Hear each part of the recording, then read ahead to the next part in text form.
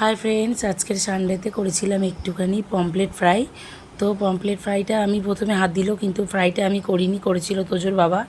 তো যাই হোক, আমি মাখিয়ে নিয়েছিলাম হলুদ, লঙ্কা গুঁড়ো আর একটা হাফচি লেবু, আর এতে দিয়ে দিয়েছিলাম আদা বাটা, আর এই মিক্সিটাতে বেটে নিয়েছিলাম রসুন, লঙ্কা, কাঁচা লঙ্কা আর ধনেপাতা।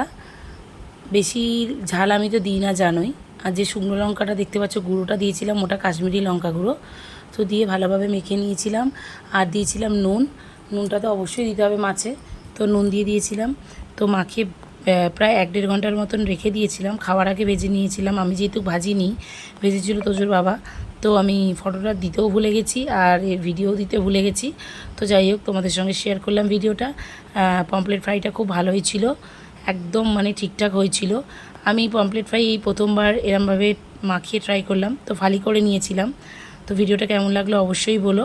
ভিডিওটা ভালো লাগলে লাইক করো, কমেন্ট করো, শেয়ার করো। আর আমার চ্যানেলে যারা নতুন দেখছো তারা চ্যানেলটাকে অবশ্যই ফলো করো।